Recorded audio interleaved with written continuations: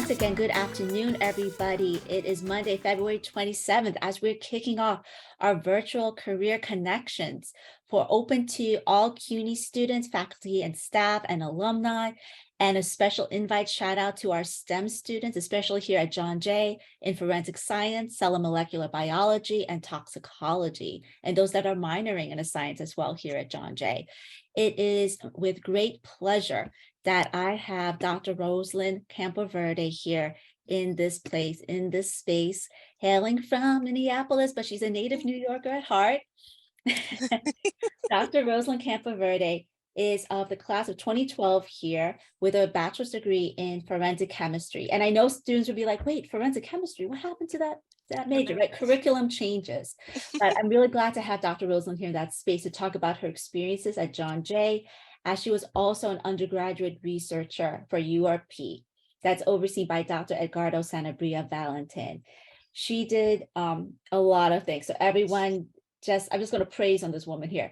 She's a graduate research assistant at Cornell University, where she also graduated with her PhD. And she's currently at 3M for several years as a product development specialist. And so having her in this space, right, for career connections, our goal is expanding your horizons of the things you can do with your degree in science. And what I really appreciated about Dr. Roselynn Campoverde was that she talked about the navigating the challenges of going from a bachelor's degree to graduate school, right? Going from a public college at John Jay to a private school at Cornell. And so how do we navigate that? How can we best prepare you here as an undergraduate student?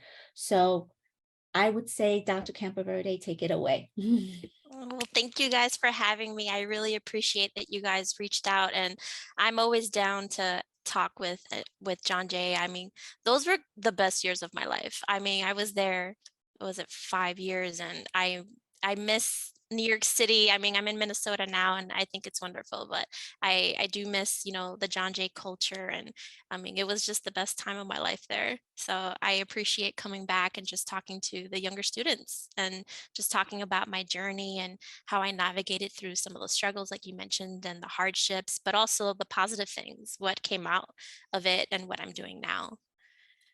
So I did prepare a slide just to kind of talk. It's hard for me to talk about myself. So I did prepare a slide to kind of help me talk about myself, basically. So like Rosie was saying, I was born and raised in New York City. I'm originally from Washington Heights. Um, I also lived quite a time in Queens and Jackson Heights. So I went from Washington Heights to Jackson Heights. I got my bachelor's degree in forensic chemistry, forensic science at John Jay College of Criminal Justice. I'm it kind of sucks that it doesn't exist anymore for forensic chemistry, but it was kind of like the first step into science for me, going into forensics and forensic chemistry. So that was pretty awesome. Then I got my PhD in chemistry and material science from Cornell University in 2018.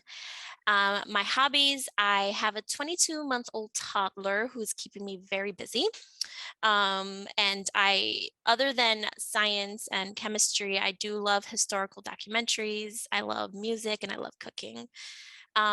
My research that I'm in now at 3M, I develop technology and I'm a product developer for the Scotch Blue and Command. I'm sure you guys have heard of Scotch painter's tapes and Command. So my team, we develop the adhesives for that and the construction. So there's more to being a product developer than just developing an adhesive. It's all about the construction and how they work in unison to make products for consumers, to make uh, material science available to everyday users. So to make everyone's lives much easier using material science is what I do. I do have a video that this was geared towards fifth graders, and it was a star-based program for fifth graders in Minnesota. So you'll hear me talk about fifth graders there, but it kind of shows what my day-to-day life is like, and I kind of talk about it here. So I thought it would be a good introduction to me instead of really me talking about myself in real time. Sure thing. So everyone, we were sorting out some technical issues before. Just give me a few seconds to get this up and running. My name is Roselynn Okay. Campoverde, and I'm a product development chemist, and I work for 3M. Start that again. My name is Roselynn Campoverde, and I'm a product development chemist, and I work for 3M. The coolest part of my job would be seeing my product out in the stores. On a day-to-day basis, I conduct research for the products that we make, for example, for Scotch Blue painter's tape and for our Command products. An adhesive is the sticky part of the tape. We want our product not just to be good, but we want it to be the best. And we have to constantly keep working at it. My job is to make sure that our product is performing the way that it's supposed to be performing and that our formulations are the way that we want them to be. The best part of my job, I love the people that I work with. I work with a diverse group of people. Everybody has a very specific skill set in order to get our product out the door, to get it launched. We're going to measure a peel force of the tape today. And peel force is really just how much strength it takes to peel the tape off of something, like off of your wall. The first thing we do is take our tape and roll it onto a substrate. The substrate that we're using today is glass. We use a roller to keep a constant pressure. Each adhesive is different depending on what performance we want out of it. For example, for the blue tape, we want it to be sticky, but not too aggressive so that it doesn't damage any of your drywall. So when we are formulating the adhesive, we keep that in mind. So this is Danielle, and she's going to be my assistant today. Danielle is an applications engineer, and part of her job is showing demonstrations to our customers. So that's what we're going to do today. So right now we are rolling the painter's tape onto a painted drywall board to show the real world application. So now that we've painted the board, we're going to switch it to show you one that's been drying for a few hours. Once the board is dried, for this test, we're just going to peel the tape off of the board. Duct tape first. Let's do duct tape first. There you go. Now we're pulling blue painter's tape.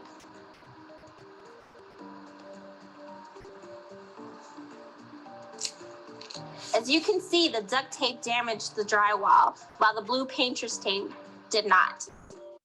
I actually became interested in chemistry in high school, and I didn't think that I would be any good in chemistry or science in general, but it really just takes one person to believe in you to get you motivated. The advice I would give a fifth grader is always ask for help when you need it. There's always someone there to help you, but also just remain curious. Ask questions when you have questions and just have fun with it as well.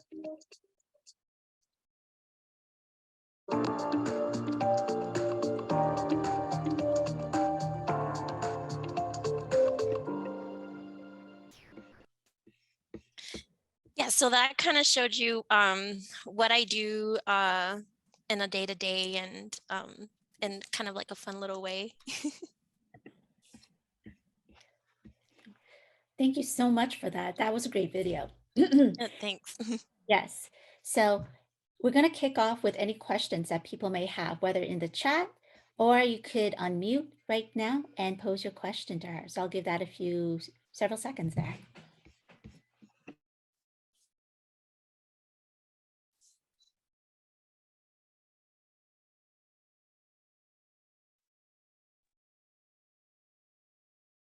I think we may have a shy room at the moment, so we'll warm up the space a bit. I guess one thing that I would like to say, and I think that sometimes it seems like it's a long shot going from material science, like going from forensics to a material science or polymer chemistry, but a lot of it is investigative. The things that we do here in 3M I use a lot of my skills that I learned in John Jay of being an investigator and investigating all of the issues or problems that we may have with a formulation or a process change, and using that, along with your knowledge in polymer science that you get from your PhD or your master's. All of that is interconnected. So I still use the skills that I got from John Jay and in toxicology, criminal justice, to learn how to be a really good investigator. So it's one thing. Oh, I see there's Just a answer the question. first question. Oh, well, good. Answer the first question. Second question, what made you go from forensic chemistry to product development? Um, yeah, I don't know. No, I'm kidding. I think it's just I really love learning. And at the time, I think it took a while for me to figure out what it was that I wanted to do, like what branch of science I was really interested in. And I got the opportunity at John Jay to be a researcher. And one of the pictures of that I look really young in from the video, that was in Italy. I did a study abroad in Italy, and I did it for inorganic chemistry there. And I just really loved doing research, and I really loved organic chemistry. And it kind of just took a while for me to find my footing there. And that's when I figured that's what I really wanted to do, was be a researcher. As a product developer, I think that going from academia to corporate and a product development, I did all of the research in Cornell, and it was really tough. But one thing that I really missed out of academia research was really seeing the end product, and really seeing like whatever it is that you were working on for years and years, just seeing the end result of that and how is that used. And that's why I really, like, after graduate school, I wanted to work in corporate and become a product developer, because that's closer to the consumer and seeing a product out of your technology. And that's how I went from forensics to product development. Awesome. Just to be fair, I know the first question you kind of answered, but I'm going to read out the first question just in case if there's something Sure. added. But it seems like you answered a bit of the first question. But what exactly are the skills you use in your work from your academic career? It's kind of a two-part question. Yeah, the skills that I use in my work. So I use a lot of my material science. I did my chemistry background is in polymer chemistry, material science. I work in graduate school. I worked with water-based emulsions and water-based systems, and I still do that. I develop water-based emulsions and adhesives in 3M. But also the way, I guess, I did kind of answer this, but what you learn in graduate school is how to learn. You don't really have to be an expert on something. You do have to have the background knowledge of science and chemistry and polymers, especially if you want to work in a company like 3M. But it's really learning how to learn, and learning how to problem solve is the biggest skill. Oh, questions are coming. What are your thoughts on forensic chemistry based on your experience from retrospect? What are my thoughts on forensic chemistry based on my experience in retrospect? I think that I really enjoyed forensic chemistry and forensic science in general. I really enjoyed it, but I do think that it was kind of a gateway for me. And that's just speaking on personally. I think that it was a gateway for me to go from um, forensic chemistry into research chemistry and organic chemistry, and then later on into polymers. That was kind of like my first introduction to the science that I was really scared of. And I knew, and once I got through, and I had a lot of help from professors, shout out to Gloria Prony, and but also from my friends that were really helpful. I think that was more of a gateway for me, because there was a little bit of the curriculum that we were missing at the time, don't know about now, but at the time we were missing a little bit of the curriculum to really transfer into more of the hardcore sciences like organic chemistry. But it was really my introduction to something that I thought was really hard and I couldn't do, and I did it. Awesome. So another question, what would you say is the qualifications for corporate research? Work fast and teamwork.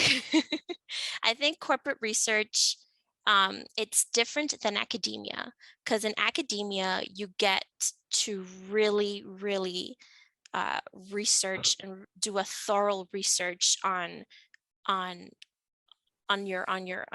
whatever it is that you're doing, right? So you have 5 years usually to to create your, you know, your thesis and stuff like that. In corporate research, we have really short deadlines. We have to launch a product. The timeline is usually about 2 years, and that's not really a lot of time. So you have a very large group. Sometimes they're smaller groups, but you have to work together. Collaboration is a really big thing. So learning teamwork, communication, a really big thing. You're not only communicating with other lab people, but you're also communicating with the business, you're communicating with the marketers, and learning how to communicate your research in a way that they can understand was kind of like a big thing for me coming out of academia that I had to learn. It was a large learning curve. But I think that in corporate research, you do have to do things a little bit faster and with a lot more people to help you with. Great response. Just to let folks know, full disclosure, no question is a dumb question. So please ask as many questions Yes, as possible. please. This is a safe space, so please go ahead. Another question, do you have any tips on getting a career started? I think you just have to be motivated, right? So this is true for any career. This is true for science, this is true for marketing, this is true for business. You just have to be motivated. And you know, throughout my career, I had a lot of people that told me that I wasn't enough. And for a while, I thought that was true until I realized that it wasn't true. And then when I kind of let that guard down, I was able to do things that I didn't think that I would do. So it's really motivation and focus is a way to get your career started. And also networking. You do have to network. You have to know the right people and talk to the right people. And be involved in school and like with your teachers and your professors. That's kind of the way that I did it. I was with my professors, research. I did the study abroad in Italy, and then from there I went to Cornell.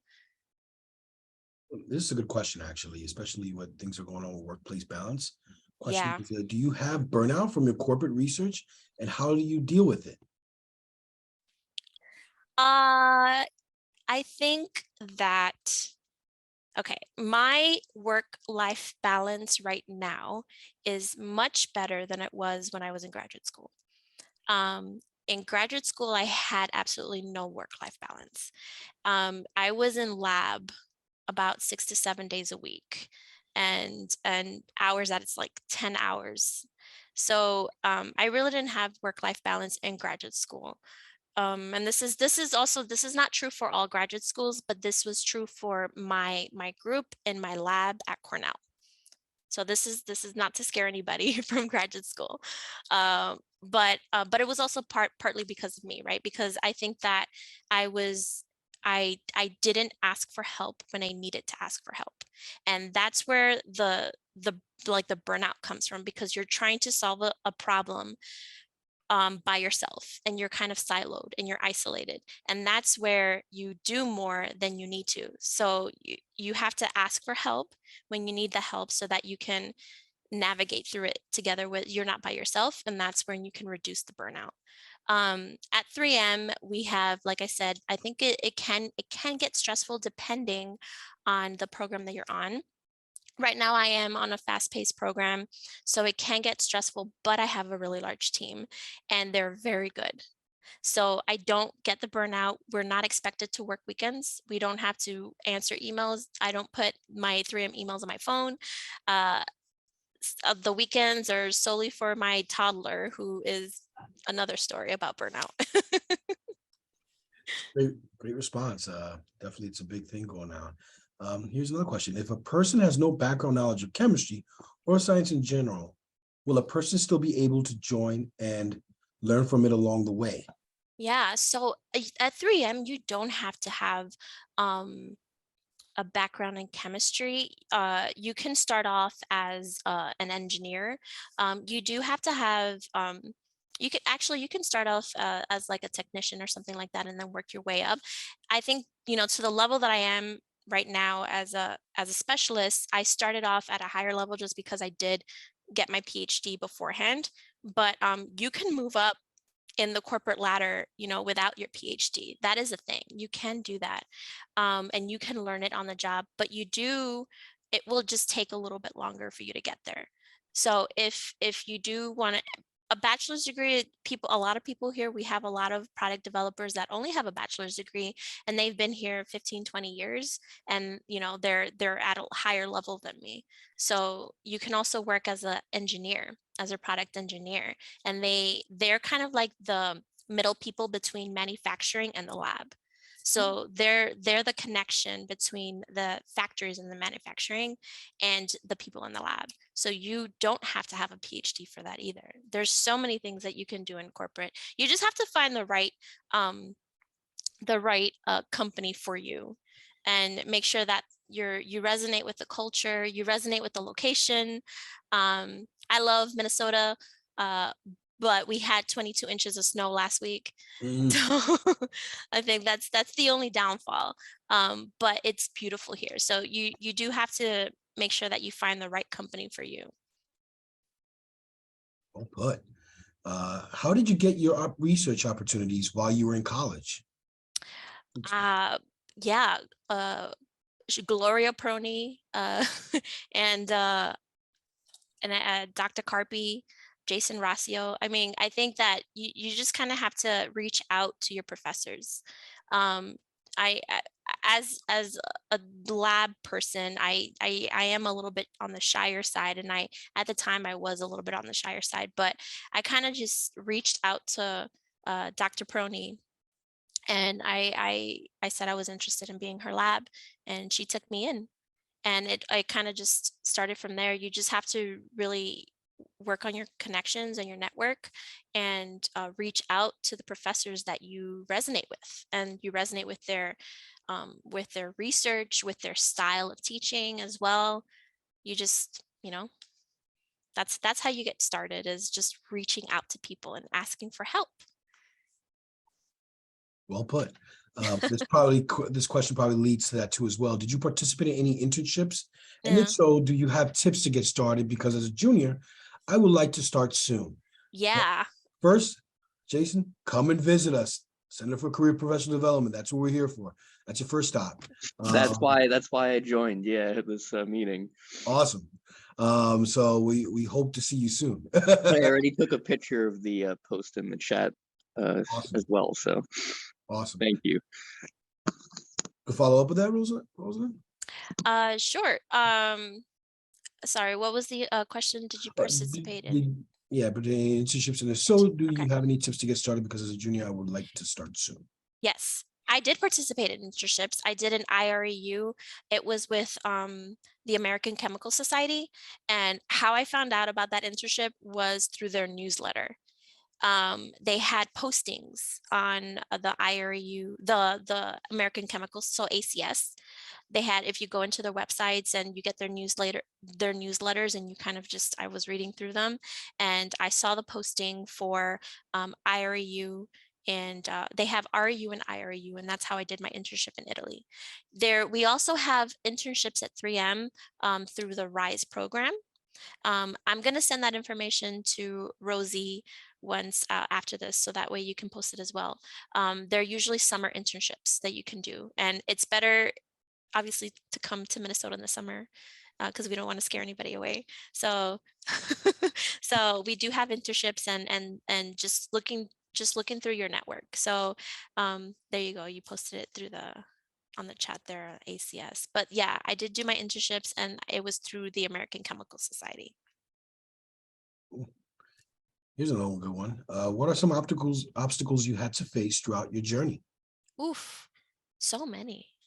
Uh, but also it's funny because if I look back at it now, I definitely wouldn't be the person that I am today without going through those struggles, right? So initially it was financial struggles, like to actually apply for graduate school.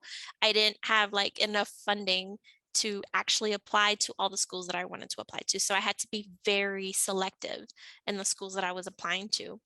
And I waited a year. So I graduated in 2012. I didn't start grad school until 2013. And then I was working in Dr. Prony's lab and doing a lot of other odd jobs in between so that I can pay to actually afford to pay for all of the schools that I wanted to go to or to apply to. The next struggle I think was in um in graduate school itself. I was a little bit older and I kind of had to relearn how to study. So I didn't do that well my first year in graduate school because of the way that I was studying just wasn't right for where I was at the time. So I really had to refocus and learn how to study and so that I can do well in the classes, but also balance that with teaching and then looking for a group. So I had a lot going on like my first year in graduate school, and that was a really big struggle, but I leaned on um, my peers and my friends we kind of just formed study groups and we kind of got each other out of a lot of sticky situations. So having just a peer group that you can lean on and that they can help you not just with stuff that's happening like in classes and stuff, but also just personally, that really helped. Um, and also I was the only Latina in my class at Cornell. So not a lot of people had my background and it felt a little bit isolating, but but after a certain amount of time, like they do introduce a little bit more diversity, but that was a struggle as well. Just trying to fit into a culture that you're not quite, a part of. Roseanne here has a question. Do you have time to be an alumni mentor? I can use some more science affiliated folks.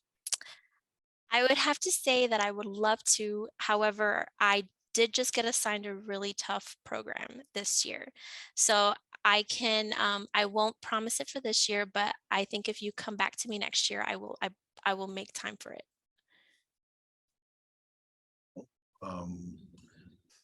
This question, what was the process for getting into graduate school? And is it required to have multiple internships and research under your belt?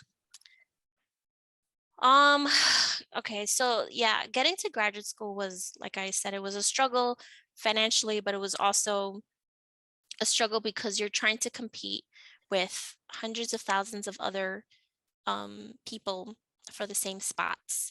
And I think that having internships and having the experience did help me get into the schools that I wanted to get to, especially at Cornell.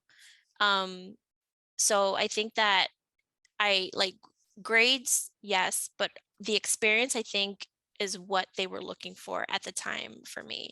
But it was I'm gonna admit it, it was definitely a struggle. But I think if you do your internships and you have research experience, that really just puts you at a level above a lot of your other peers. Right. Here's one. Is working for 3M challenging as a researcher when lab goals aren't totally in line with the business objectives? They always have to be in line with the business objectives. So that's part of the communication. Um, when you're working in a team, you usually have it's a cross-functional team. So it's not just the lab. In your team, you have the business. So part of the business is the marketers and the strategists and manufacturing. So we always have to align ourselves with the business strategies and make sure that we're working towards a common goal. So if there is an alignment there, then that just, you just have to communicate. That really just goes to the leadership, and then you have to communicate where that misalignment is and why. So these are great questions. Yeah, that's really great. Folks So have any other questions, concerns? I would ask, so Dr. Campoverde, how was it in terms of relocating, right? You talked about the weather, right? No shortage of lovely snow Yeah. in Minnesota, right? But right, moving from Yeah. as a native New Yorker Yeah. to the Midwest and to a company. So yeah, right. All of our participants here, that's something we want to think about. Yes. Vision out of So state. that is a very good question. I think that it was a really big change going from the East Coast, especially New York City, to the Midwest. It's a different culture, you know. In the East Coast, we're a little bit more direct with how we're speaking, and people can get offended here in the way that you speak, and if you're very direct. So especially, you know, at 3M, most of the people that work here are from Minnesota. So there's this like Minnesota nice kind of culture that you have here. And it's hard because, you know, you kind of have to, your corporate talk, you kind of have to talk in a less direct kind of way so that you don't offend people. But it's also, I don't have family here. All of our family is in New York, right? So it's harder, you know. One, actually, there's pros and cons to that. New York City, I think, is a lot about the grind, and it's really fast paced. Here, it's very family friendly and family oriented. But if I had family here, childcare would be so much better. But you know, you don't really have that community here if you're not from here, and that's the difference between like being from New York and then coming from here. It's just like that, a little bit of a culture shock, and just not having family here. um, but my husband and my husband is also a John Jay alumni, and we yeah. So we're doing well. We have a house here, we have our child, and our neighbors are really great. So it's, you just have to make sure that you're okay with cold if you're going to come to move to Minnesota. Thank you so much. Especially culture, right? And adapting Yeah. to it and building community from the grassroots. Yes, building community. I mean, they have something that they do have here that I don't think that I remember having in New York City. They do have community newsletters, and then they'll have like support groups or classes, like early childhood classes for children under the age of like 5 or before they go to school, that you can meet other moms and other dads. So that's, you can build your community that way as well. So we're we're in the building stage of our community right now. No, I appreciate you sharing that, right? Because for others to understand the full picture, the big picture of how it looks, it's not just a professional adjustment, but also personally, family, and relationships. Yes. Yes, definitely. I guess uh when I first, like, my husband and I moved here, was it 4 years ago? So we've been here 4 years now. And we I think uh one of the things that is hard as an adult is making friends as an adult, like if you're not in school. So that's one of the things that you kind of have to realize, like when you go to work. The thing about Minnesotans is that they're friends at work, but that's where it ends.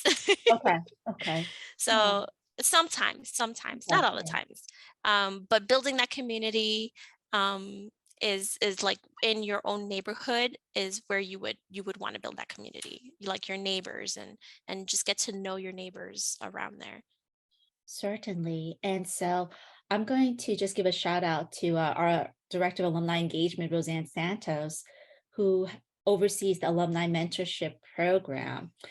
And she has two really great questions. I'm going to ask the latter one first. So, Roselynn, does your hubby want to be a mentor? Right? I mean, what did he study?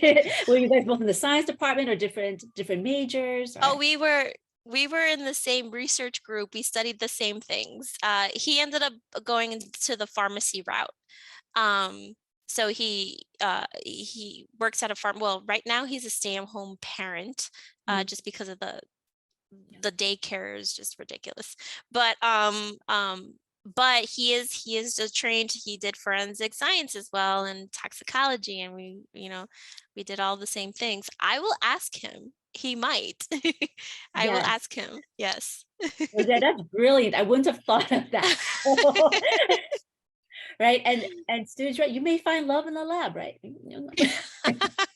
Nice added bonus there. And this question that also Roseanne posted is, in that transition from New York to Minnesota, did you get pushback from your family when you decided to move away? And Roseanne always tries to encourage Latinas to leave, but family, it can be a challenge. Oh, yes, my mom especially. There was a lot of pushback from my mom, but also from my husband's family. But really it was a decision that both my husband and I made for ourselves. And it was something that ended up being the right choice for us. And I think that if I had listened to, my mom, you know, if I were to look for another job in New York that just really wasn't resonating with me, then I wouldn't have been as happy as I am now. So I think that I kind of just had to put the garters up and say, okay, what's right for us? What is the right thing to do? And sometimes it's really hard when you have a lot of opinions coming at you. Um, but it was just a conversation between my husband and I, and we had to just make it about us. Some really great, healthy boundaries. And I'm so glad to hear how you and your spouse can agree on that, right? Yeah. And be on the same page so you have each other's backs. Aston Simpson, he put in the chat, it's interesting to see how flexible a forensic science degree can be. You wouldn't think so, right? No, you know what? It was really great because like I said, I learned how to be a really good investigator, right? You learn that skill set in forensic science, and that you could use that. Um, I use it in my product development all the time, especially if like let's say we have to change a chemical out of an adhesive, and you have to make the adhesive perform exactly the same, but with a different chemical. Well, how do you do that? There's a lot of investigative work that goes into that. And it's kind of really broad, but um, I do use a lot of my background in forensics to do that. Thank you so much. And Hugh put in the chat, so Dr. Campoverde, how do you consistently stay motivated with all the success you have attained? Sometimes it's harder, especially with a toddler. I'm not gonna lie, like it's been burnout. Because my toddler is a lot of energy, and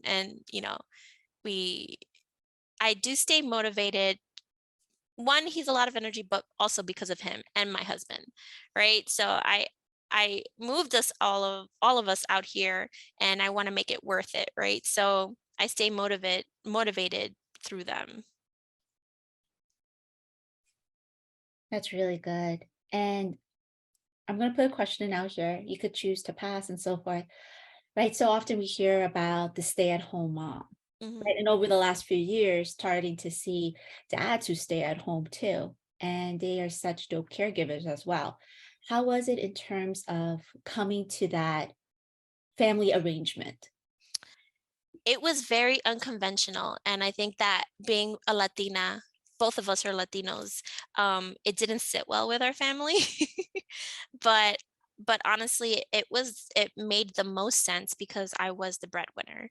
I am the breadwinner, so I did make, I think we made that decision. It was purely financial, um, and it was what made the most sense, right? So um, daycare costs right now are through the roof, and it made more sense for him to stay home and take care of our child, while I went to work. And I can afford to do that. I can afford to take care of the family financially because of my job and because of the success that I do have, and we're comfortable with that. But for him, I think it was a little bit of a struggle because he's used to being the caregiver and used to all of that. But I think it was more of like you know, it's, as Latinos, it's ingrained in us where the man is supposed to be the breadwinner and the mom is supposed to be the stay-at-home mom. And since we reversed that, we kind, like I said, I think we just had that conversation and we said, you know, this is what makes sense for us. We don't have to listen to what, you know, our family is saying about this. It doesn't matter because they're not the ones raising our child. So it's really communication between spouses that's really important, and to make sure that you and your spouse are aligned with it. And if you're feeling like it's not working, then that's something that you really have to communicate. And my husband and I have been together for a very long time, so we communicate a lot, sometimes too much, you know. No, it's such a breath of fresh air. Yeah. Hearing the testimony, you and your spouse and so forth, and healthy boundaries that you both practice, and having those conversations of what is in the best interest of the family. Yeah. So important. Um, I'll segue into Maisha's question. Do you plan to stay in your current career, or do you have plans to move up in your career or switch to another position? Um, uh, I was recently promoted back in November, so I am moving up the ladder, up the technical ladder, and there's a lot of, even within 3M, the really good thing about working in such a big company is that you can switch jobs, but you don't have to switch your company. You can go from one division to another division, and it's really easy to do that if you want to. Like, if you think that you're kind of stuck in a position that you're in right now, you can move into a different division and do something different, but still stay within the same company, which is something that I really loved about 3M. I still really love about 3M. I do plan on still getting promoted. I'm currently a specialist. You can go, and that's on the technical ladder, that's a T4. So I'm in the middle there. I'm still kind of early career. But there's a lot of, you can do, I can decide to do managerial, kind of like become a manager, or still stay technical. It really, or I can become a marketer if I wanted to. They pay for your MBA here if you do want to do that. So you can go from lab to marketing if I wanted to. I was thinking about it, but not yet. I don't know yet. I still have time to think about it. No, absolutely. And the fact that there is a lot of room for mobility and the Yes, support to sow into your professional development is really huge. And that's a really great benefit that, right, for all of you who are looking for a position, that's something to ask during the interview. definitely, definitely. All right, so this next question, we're going to get into we're going to get into a certain zone, but you know what? You're supposed to this question, I think. Can you provide your opinion on 3M's role? I'm going to read it verbatim. Role in inventing and dumping perfluorochemicals, PFAS, from an internal lab researcher perspective. Yes, I think we were trained on a question like this. uh, yes, I mean, PFAS, right? It's really part of the big news about 3M and like a lot of the litigation that's going on right now. Um, we are in CHIM. Actually, I can say this right now. 3M is will be getting out of PFAS, and our deadline is 2025. So there will be no PFAS chemicals in any of our products by 2025. And that's part of the program that I'm in, that I'm leading, is PFAS elimination. It's And great. sorry, Edwin, I realize I don't even know what PFAS is. For those out there, what is that? It's persistent, so they're perfluorochemicals, so persistent alkyl fluorochemicals. Mhm. And they're usually long carbon chains that have fluorines on all of the carbons. And it is persistent because it can be ingested by the body. They're uh, through the lipids and lipid bilayers, but I think that it's been politicized a lot. So the actual definition for PFAS, it's usually long chain carbons, but now they're looking at them from like C1s, like just one carbon in it. So that's what we're trying to get rid of, is anything fluorinated at this point within any of our products. Thank you. Handing it back over to you, Edwin. All right. So this is like a kind of a two-part question. So bear with me if you want to repeat, more than welcome to do so. When did you get your research opportunity through ACS? After you got your bachelor's, master's, or PhD? I'm still a sophomore doing my bachelor's right now, so I want to know if it's viable for me. Oh, it's totally viable. I got that as a sophomore or junior in college, so I didn't get my bachelor's yet.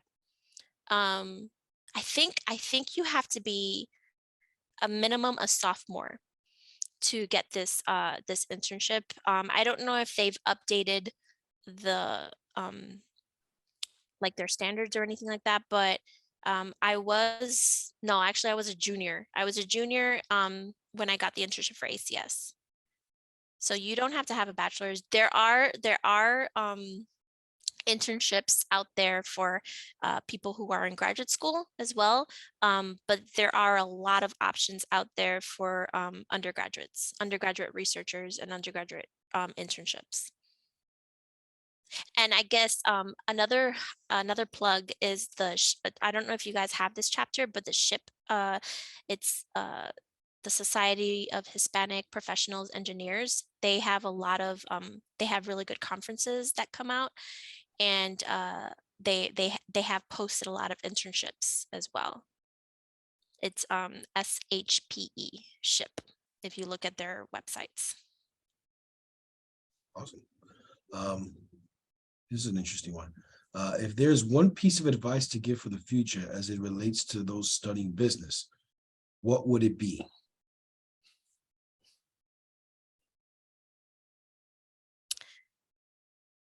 If it was one piece of advice to give for the future as it relates to business, what would it be? Yeah. I guess it depends on what business you're studying.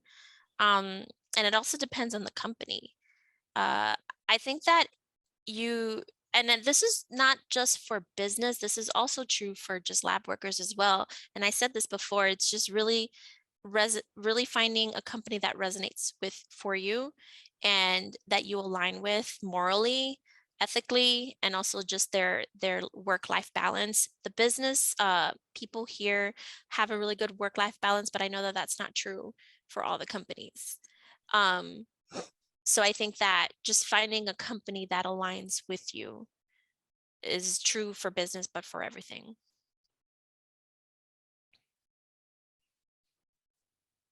Absolutely right. It's challenging to work for a company whose values are out of sync with your own. Exactly. So my question is, and what's really great about Dr. Campoverde, I'll just say again for those who joined a bit later in this call, this speaker series, is like navigating the terrain of adjusting from an undergraduate program into a graduate doctoral program. What are some things that you feel could really help in terms of structure or mentoring, right, to ease that transition, if anything? Yeah, I think transitioning from undergrad to graduate school, I really had to understand what the graduate school was looking for and what the minimum requirements were. So I think that I was missing a few classes within my curriculum for forensic science, and that included because I was applying for a chemistry degree. I had to learn inorganic chemistry at a different college, and just understanding what the minimum requirements are for that curriculum in your first year. You can do that by talking. Well, they might have it on their website, but you can reach out to the graduate students in the labs or the professors that you're interested in. So really learning the research, or just understanding maybe what research group you might be interested in, and then talking to those graduate students and emailing them and saying, hey, how is your life here as a graduate student? Like, what are the requirements that you needed to have your first year, and what you wished you would have had? And for me, it was just more of like a deeper understanding of really inorganic chemistry is the one thing. But if it's for biology, just like what types of biology classes that you needed to have under your belt before starting, that would have made your first year a lot easier. And I think also sometimes for graduate school, like you gravitate towards a group where you really love the projects that they have. Um, but I guess the advice that I would give is search for a group. If you're going to go to graduate school, search for a group where you where you really like the professor, because the projects really can change. The project that you have your first year may not be the same project that you do your thesis on, but you really have to have a good relationship with your professor. And if you don't have a good relationship with your professor, then that can make things a lot harder in graduate school. No, that's very true. I was just listening to a series from the NIH's Becoming a Resilient Scientist, and they talk about how to navigate tense communication, Yeah.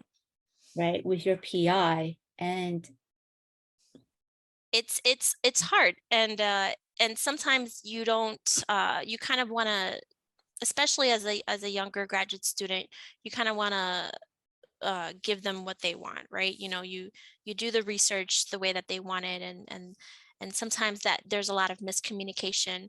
um but sometimes it's just that the professor, uh you know it's not the right professor for you, Mhm. right? So you do, you know I think that the good thing to do is just to talk to the other graduate students um, in that lab, and ask them questions just about like their day-to-day life, and how the group meetings are, and how often their professor supports them in writing the papers and their thesis writing and stuff like that, especially the older graduate students that have been in the lab for like 4 to 5 years would be a really good touch point.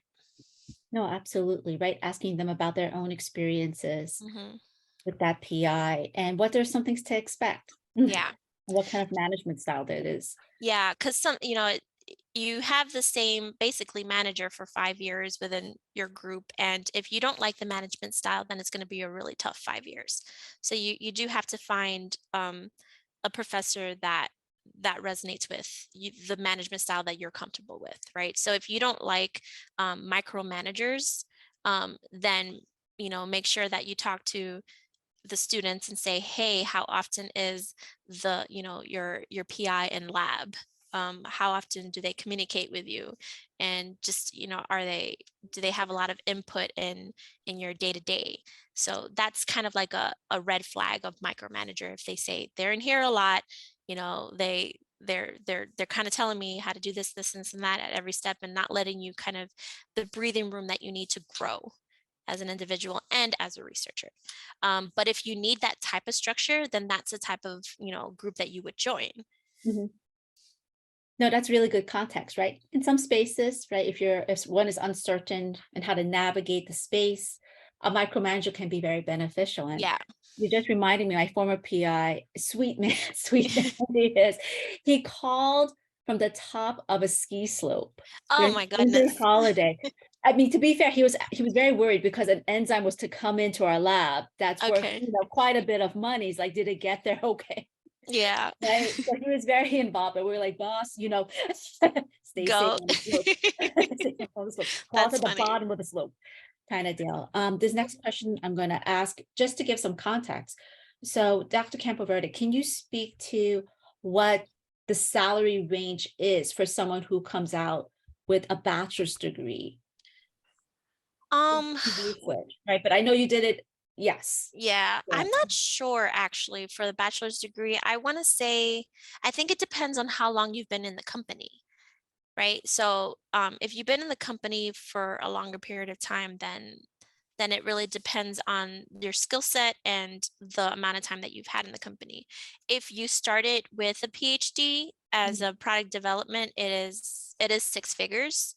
I don't think that it is six figures as a bachelor's and you're just starting off, but you can get there. You can get there with a bachelor's degree if you're, in a product developer for a long, for like more than 10 years or about 10 years.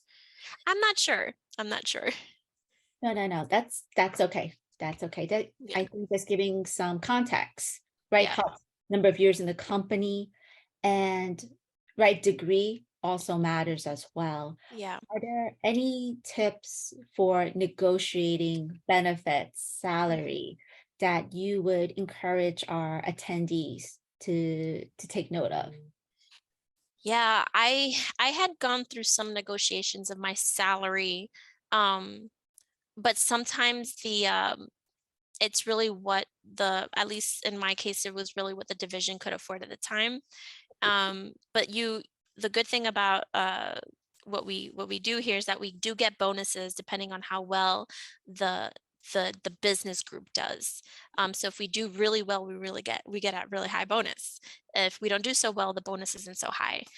You also get merit bonuses. So depending on how well you performed that year, you do get a bonus, which is nice. Oh, that's very nice indeed. Yeah, but I guess I guess I didn't negotiate well my salary at the time because I wasn't sure how to negotiate it. That's very true. Like especially with your benefits and vacation time, you do get stock uh, uh, options here as well.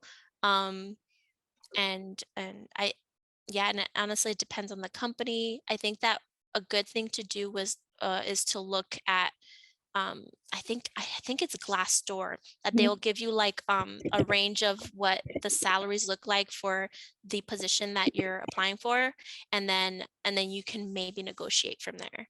But having kind of like that background, and I think it's Glassdoor that does that.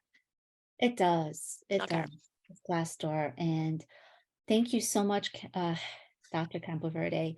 You've Thank given you. a lot of insight and the wisdom of your experience and sharing about right how to negotiate even the work-life balance as well. And so with anybody with any questions after this, I'm going to put my email in the chat. My name is Rosie Chan, and I work for PRISM, the Deep Mentoring Program in the Science Department here at John Jay. Please feel free, even if you're not a John Jay student yet, right, but you still have thoughts and questions afterwards, connect, reach out. And I just want to give the last few moments for my colleague, Edwin Luna, to talk about the things that CCPD does and the services they offer. Thank you, Rosemary. And thank you, Dr. Campoverde, for coming to this wonderful session. It was very fruitful and eye-opening, especially for me, what you do in 3M. But real quick, I just want to let folks know where our services are very broad, very, very broad and not limited. So in regards to services wise, we help you with, please stop by. You guys are students. You folks are all students and you're either paying tuition or it's free. Utilize it. So one of the more important offices, just as important as every other office here at the college. And the reason I say that is that we help you with your resume, your cover letter, interviewing skills, especially talking about negotiating salary. How do you negotiate that sort of thing? We do assist you with that. Graduate school planning too as well. So our services are very broad. We have 45-minute sessions, which are virtual. If you're on campus, you want to do a drop-in, which I only recommend students who've already gone through the extensive part of resume, cover letter, and we're just editing, that sort of thing. They're 10-minute sessions. If you want more in depth, we recommend you to do the 45-minute sessions. But they're done during community hour from 1 to 3, pretty much. And they're 10-minute sessions. So just walk in Monday through Thursday and just ask to speak to one of us. But if it's very extensive, we're going to encourage you to do a more virtual appointment because it's a 45-minute session and we can explain to you more.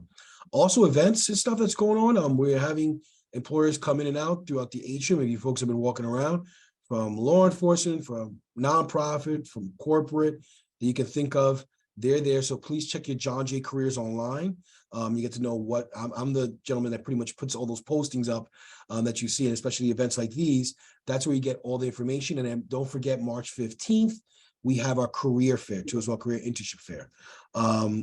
Also, just make sure, please, to keep an eye on that.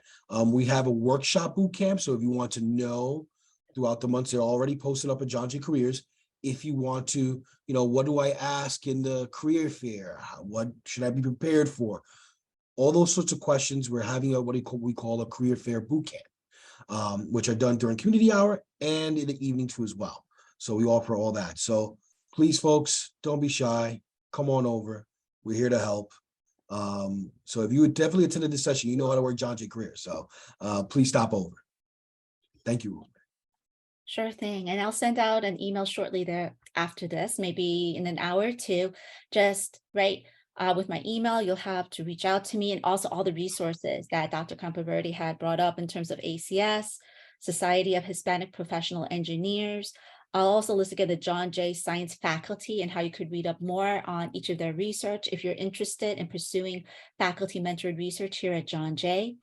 And with that, I'm going to close out this session. Thank you again, Dr. Campoverde. Thank you, Edwin Thank Luna, you. for my colleagues to back me up and facilitate the Zoom chat here. And everyone have a beautiful afternoon. Take care. So thank you, Rosemary. Thank you, Dr. Campoverde. Take care, all right, everyone? Thank Thank you. you. Bye.